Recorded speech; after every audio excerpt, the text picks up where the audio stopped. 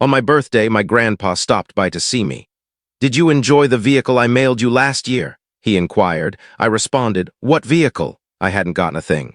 My grandpa glanced over at my folks, whose expressions had gone ashen, and all hell broke loose. "My name's Alexander, and as far back as I can recall, I've always been the least favored kid in my household. It's not the kind of thing you can brush off, even if you put on a tough front. My parents, Margaret and James, always had a preferred child, my little brother, Stephen. He was the light of their world, while I was like a faint outline they hardly acknowledged. I'm not overstating it when I say that from a young age, all the good stuff went to Stephen. The top toys, the fanciest outfits, the words of praise, the genuine grins. It was all his. Me, I got the scraps if there were any left. I grew up in a home where contrasts were an everyday thing. "Look at Stephen, so intelligent, so charming," my mom would comment, while I'd get a half-hearted, "You ought to put in more effort, Alexander."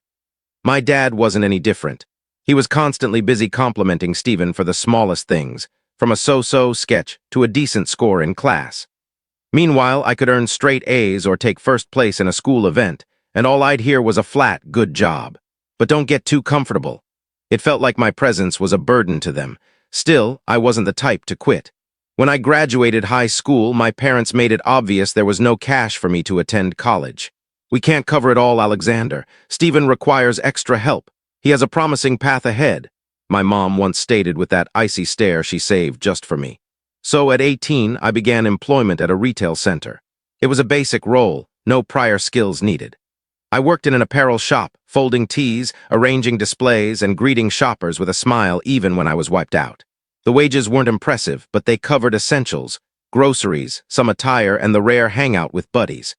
It was my method of staying proud, showing myself I didn't need my parents' nod to move forward.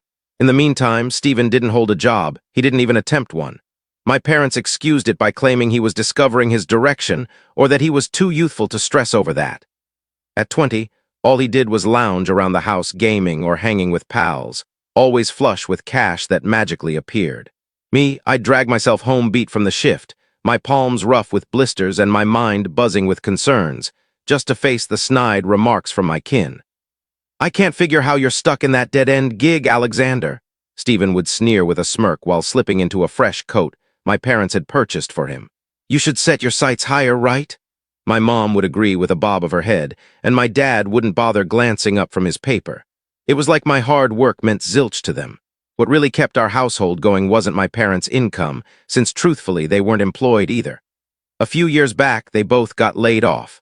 My mom blamed the recession, and my dad pointed to misfortune, but honestly, I never witnessed them hustling for new positions. The reason we weren't homeless was my grandpa, Anthony. He resided in a different nation, and after retiring, he had a solid pension and savings that appeared boundless. Each month, he'd wire funds to handle the home expenses, rent, bills, groceries, the works. He even funded Stephen's splurges, like his high-end gear or pricey nights out. My parents managed it all because, in their view, it was simpler that way. I never touched a dime of that cash, but I never requested it either. I've always thought you should make your own path. My grandpa Anthony was the sole individual in my world who genuinely seemed to appreciate me. As a kid, I'd spend summers at his place, and those were the highlights of my early years. He'd take me out angling, show me how to tinker in his shop, and always say, "Alexander, you've got a unique spark. Don't let folks diminish you." He was the only one who made me believe I mattered. But 3 years prior, he relocated abroad, and I hadn't laid eyes on him since. We'd chat on the phone occasionally, but the miles restricted our bond to those brief conversations. Yet I knew I was his top grandchild, even if he never phrased it that way. It was evident in his tone, in how he showed real curiosity about me. The day I turned 23 wasn't too unlike the ones before. My parents had never been big on marking my birthdays with excitement. When I was small, they'd at best offer a tiny cake and croon, "Happy birthday," with the same zeal as reciting the pledge in class, pure duty. But that year, something shifted. When I returned from a grueling day at the mall, there was a cake on the kitchen counter. Nothing fancy, one of those bargain ones from the grocery with icing that crumbled easily. My parents and Stephen were present, and they sang "Happy Birthday" with a half-heartedness that was almost comical. "Happy birthday, Alexander," my mom uttered, faking a grin. My dad mumbled something vague, and Stephen didn't even glance my way. He was glued to his device. No presents, no notes, zilch. just that pitiful cake sitting there. It struck me as odd that they'd even gone through the trouble, as it wasn't their usual vibe. Then my mom mentioned, "This is from your grandpa Anthony. He wanted you to have a little something for your special day." I nodded in thanks, though a gut feeling told me something was amiss. Why would my parents, who never gave a damn about me, set this up? But I didn't linger on it. I figured perhaps my grandpa had directly requested they do it for me. That evening, I sliced the cake, and we each grabbed a portion. No one chatted much, and the festivity wrapped in under 10 minutes. Then everybody returned to their routines. Stephen to his space, my dad to the sofa for TV, and my mom to scrolling her phone. I headed to my room, feeling lonelier than usual, but I shrugged it off. It was my reality, and I'd grown accustomed. What did feel off was what followed. Over the next weeks, I observed my parents and Stephen acting oddly. Out of nowhere, they had funds. It wasn't merely settling debts promptly, but splurging on extras. My mom picked up fresh outfits from labels she once called frivolous. My dad appeared with a pricey timepiece. And Stephen, well, he was more obnoxious than before, flaunting some high-end kicks and chatting about a getaway they were organizing. One afternoon, I caught my mom on a call discussing a trip for the three of them. "Just us, a quick escape to unwind," she remarked, as if I were invisible, and that's what happened. They took off for a 7-day beach retreat. They didn't bother asking me along. "No space, Alexander, and anyway, you've got your job, don't you?" My dad stated with a grin I couldn't decipher as mean or just apathetic. I remained behind, clocking hours at the mall while they uploaded pics online, beaming like the ideal unit. I won't deny it stung, but I also pondered where the extra cash came from. My grandpa always provided enough for necessities, but this was beyond that. Was Anthony sending more? I chose not to dwell. Maybe it was simply that, an additional treat from my grandpa. I didn't want drama. A year went by and my routine stayed unchanged. Same gig at the mall, same paycheck that just scraped by, same taunts from my relatives. Stephen still jobless, living large off my grandpa's dough, while my parents doted on him like royalty. Me, I kept being the butt of their jabs. "Another year and you're in the same spot, Alexander," my mom once sneered with disdain dripping from her words. "At your age, you should have something better." Stephen would chuckle, and my dad would affirm with a nod. I just gritted my teeth and pushed on. When my 24th birthday rolled around, I anticipated nothing out of the ordinary. I figured it'd be another workday, maybe a discount cake if they cared, and the same disinterested looks from my kin. But then the surprise hit. I got a ring from my grandpa Anthony. His voice was warm, like always, but also pumped up. "Alexander, my lad, how's it going? I'm heading over to see you for your birthday today. I want to treat you to supper at the finest spot in town. Bring your parents and Stephen, this is a group thing." I was stunned. My grandpa was coming. I hadn't seen him in 3 years, and the thought of him here sparked a happiness I hadn't known for ages. I agreed right away, and he said he'd show up that evening. I was thrilled. At last, someone who really cared was arriving. My grandpa followed through. He showed at the doorstep with his typical grin and an embrace that took me back to being that kid summering with him. He was a tall guy with silver hair and a vitality that defied his years. My parents and Stephen welcomed him with phony smiles like they were on edge. I saw my mom was more hushed than normal, and my dad kept checking his phone. Stephen barely said hi to my grandpa and hung back in the shadows, seeming irritated to be involved. We headed to the eatery Anthony had picked, one of those upscale joints where the staff pamper you. The meal was amazing, and for a bit I felt important. My grandpa kept quizzing me on my well-being, my work status, my goals. It was the first time in forever someone truly cared about my story. My parents and Stephen, though, weren't having as much fun. They talked sparingly, and when they did, it was to toss snarky digs at me. "Another year slinging at the mall, eh, Alexander?" Stephen quipped with a laugh. "How juvenile." "You're unchanged as ever," my mom chipped in. I tried to tune them out. I didn't want their barbs to spoil the vibe. But then, post-meal during sweets, my grandpa eyed me with a grin and dropped a bombshell. "Alexander, spill it. Did you dig the present I shipped last year?" I was baffled. The present from last year. The only item I'd gotten was that lousy cake, and my parents claimed it was his. "Oh, yeah, thanks for the cake, Grandpa." "My parents mentioned it was from you," I answered, aiming to sound appreciative. But Anthony's expression shifted. He furrowed his brow like it didn't compute. "A cake," he echoed, puzzled. "I didn't ship you a cake, Alexander." The vibe at the table grew thick instantly. My parents, silent till now, started fidgeting in their seats. My mom attempted to pivot, commenting on the tasty grub, but my grandpa shut it down. Hold up, Margaret, what cake? He faced me and added, Alexander, didn't you like the car I sent for your birthday last year?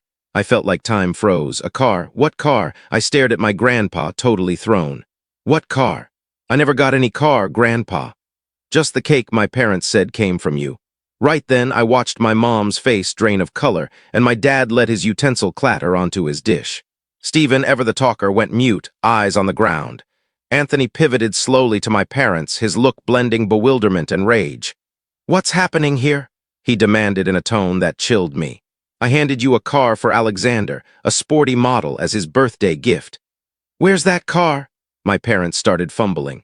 My mom muttered about a mix-up, and my dad pinned it on the delivery folks, suggesting it might have vanished, but my grandpa wasn't buying it. He smacked the table, rattling the cups. You explain right now what became of that car, or there'll be hell to pay, he bellowed. The place went quiet. Other patrons stared, but I was oblivious. I was floored. A car. My grandpa had dispatched a sports car, and it never reached me. I eyed my parents, expecting answers, but what followed was harsher than I pictured. Amid stutters and defenses, my mom finally admitted. We sold it, she whispered. We needed the funds, Anthony. Times were rough.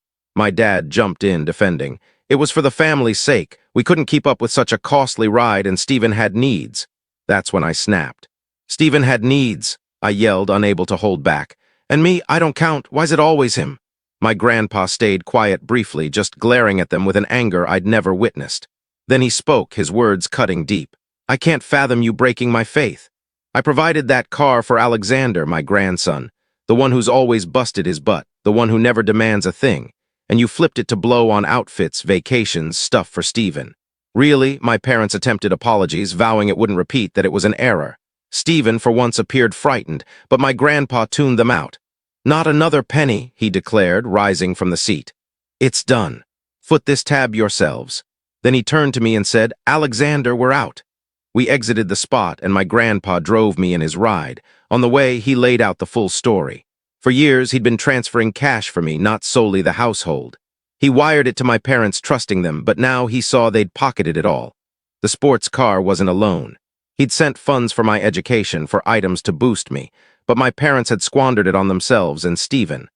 I spotted ages ago how they mistreated you, Alexander, he shared. The jabs, the way they belittled you. But this is it.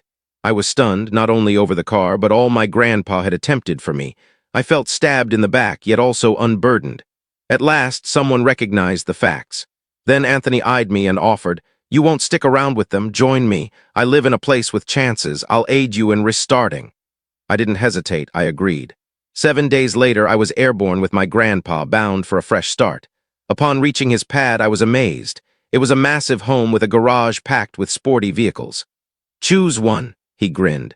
The one they swiped is history, but these are yours. I selected a vivid red one straight from a flick. It exceeded my wildest dreams. With my grandpa's support, I landed a role at a big firm. Not some entry-level thing, a solid paying spot with room to climb. For the first time ever, I felt valued. My grandpa was beaming with pride, and so was I. Months on, my phone buzzed nonstop. It was my parents and Stephen. I skipped the initial call and the next. For weeks, my inbox overflowed with texts and rings. I ghosted them all because, frankly, I had no desire to engage. After their betrayal, hawking the car my grandpa gifted me, misusing the cash meant for me on their extravagances, ridiculing me endlessly, I owed them nothing. But one evening, post a tough workday, intrigue one, I picked up to gauge their nerve. Alexander, is it you?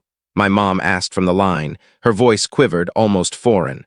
It used to carry that bossy edge, like I was a pest, but now it reeked of desperation. We gotta chat. Please stay on. I stayed quiet, letting her proceed. Things are bad. Your grandpa cut us dry. We're broke, Alexander. Evictions looming next week without rent. You're our kin. You must assist. I couldn't suppress it. I barked a bitter chuckle. Kin. The term rang hollow from her lips. Kin, I echoed, my voice icier than planned. So now I'm kin. Where was this kin when you mocked me? When you offloaded the car, my grandpa sent to fund fancy threads and getaways for Stephen. Where was this kin when you ditched me for your vacay? My mom tried cutting in, but I blocked her. No, Margaret, spare me. For years you acted like I was nothing, and now in a bind you recall me. Silence hung on the line. Then my dad's voice grabbed the receiver. Alexander, don't be thankless, he snapped with his usual haughty air. We did our best for you. All we did was for the family's benefit. How dare you fling accusations after what we provided? That pushed me over. Provided? What did you provide? I roared. A bargain cake that wasn't yours. Taunts each time I trudged home worn out from labor, or the endless scorn while you lavished on Stephen. Don't joke, James. Then I caught Stephen grumbling behind. My mom reclaimed the phone, her pitch turning softer, nearly begging.